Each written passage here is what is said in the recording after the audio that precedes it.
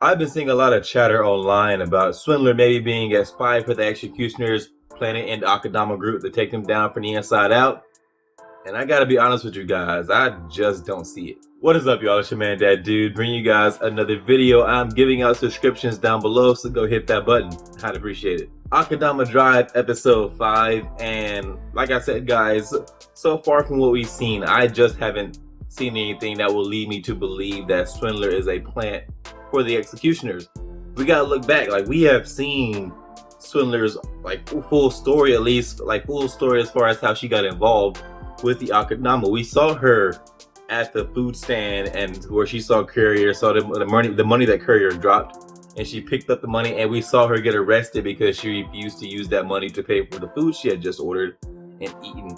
So it would take such an incredible level of foresight to somehow orchestrate Courier dropping the money, and then the lady that she got the food from only accepting cash, and then also getting taken to the same precinct that the Akudama will all later end up at. Like, I just don't see, from what we've been privy to watching the show, I don't see how along the way she could have orchestrated all those things to come together and play out in her favor to then be allowed into the Akudama group.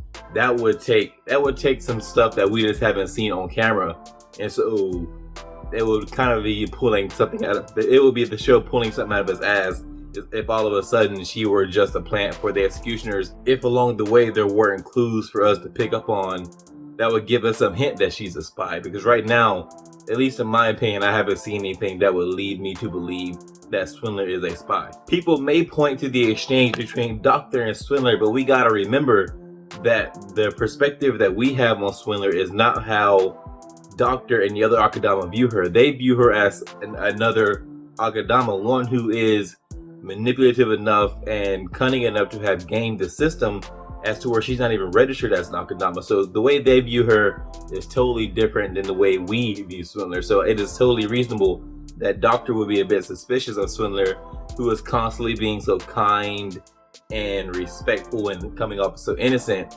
If you believe her to also be an Akudama, yeah, that you would believe that whole innocence and kindness thing is an act.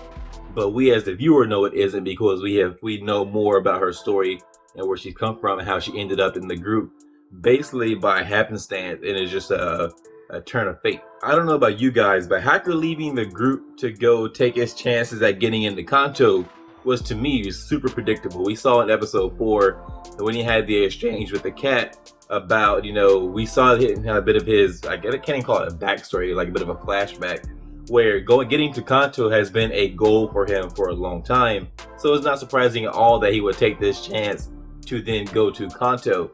What is surprising is his reasoning for wanting to go to Kanto. The dude's just bored.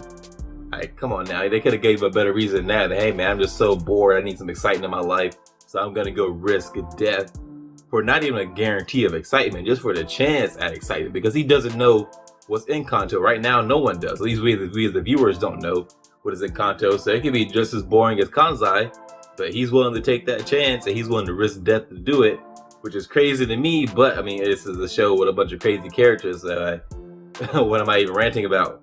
But it is not surprising at all that he would take that chance to get to Kanto. Another predictable development is the suspended executioner continuing to go after the Akudama. Now, this is not a development that I dislike. I don't dislike it at all. It is just, again, really predictable that he failed twice at getting the Akudama, and now that he's suspended, he's going to still continue to go after them. It was as soon as his chief told him he was suspended, I think everybody knew that he was just going to give it up. Like, come on now, we've seen too many similar situations. A lot of time, especially in cop dramas or almost any media that features police officers, when they're really, really passionate about a case and they get taken off the case, they usually don't stop investigating that case. They don't stop going after whatever suspect they're investigating. They almost always continue going at, investigating the case or going after the suspect or whatever you want to call it. This is no exception. He was suspended. He's mad that the Akudama got away from him, and he's going to keep going after them. What I do look forward to is getting all of the other executioners involved, and we get to find out more about the executioner organization. So are there different groups of executioners that specialize in different things, or they have different abilities that correspond with their different like sections of their organization? All the Akudama seem to have like different abilities. Are the executioners the same? Do they get their abilities in a similar way as the Akudama? We still don't know how the Akudama got their abilities. So there's just so many things that I look forward to finding out about the executioners. And also, like, my theory is that the executioners were former Akudama who were recruited into the organization, and that is where they come from. Have no confirmation on that. It's just a theory that I have. And like I said, as we find out more about the executioners, that is something I hope to get confirmation on, because I would like to be right. Also, has it been mentioned before that Kanto is controlling the executioners? Was that a reveal just in this episode? Because I don't remember it being mentioned in previous episodes, but you know how it goes. You're watching anime, you gotta read the subtitles. Sometimes you might look away and just miss a sentence. But I don't think that's been mentioned before, and it was revealed just in this episode, which opens a whole new door of, like, why is Kanto controlling the police force of the Kansai region? I thought they were enemies. Didn't they go to war at some point?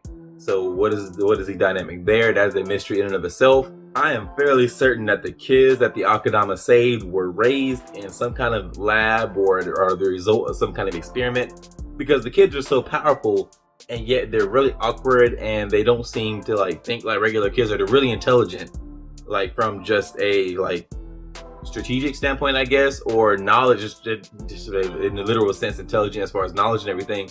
But emotionally and how to interact with people, they seem really immature in that aspect, which is like indicative of a character where backstory is they were raised in a lab and they were genetically engineered to be really powerful, but they maybe didn't get the socialization that a regular person would get to be comfortable around people.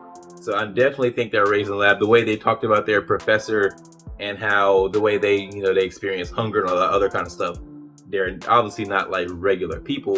Why are they so important? Obviously because it has to do with how powerful they are. But is there something about their genetics or the lab that I suspect they came from? Just that is a whole mystery there as to why they're so important. And yeah, they're just really weird.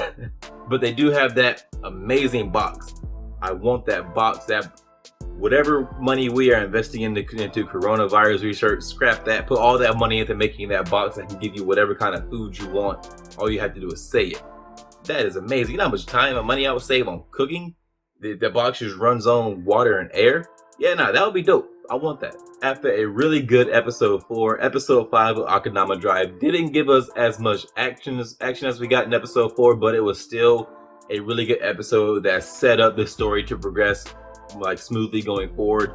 I look forward to finding out more about the executioners and more about where these kids came from that the Akudama had to save. Also, I don't know how the Akudama are going to escape the executioner again, because now where are they going to run? They're in the sewer pipeline. They just came out to the opening.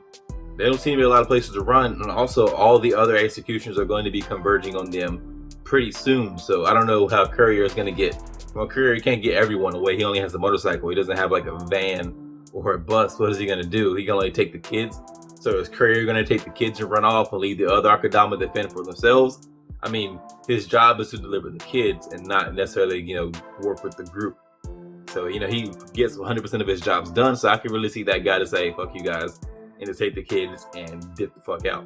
Wouldn't be surprised about that at all. Anyway, guys, that's all I have for you on this one. If you like this video, hit that thumbs up, and also hit me up in the comments. I respond to almost everything. If you didn't like the video, again, hit me up in the comments. Tell me why. We can talk about it.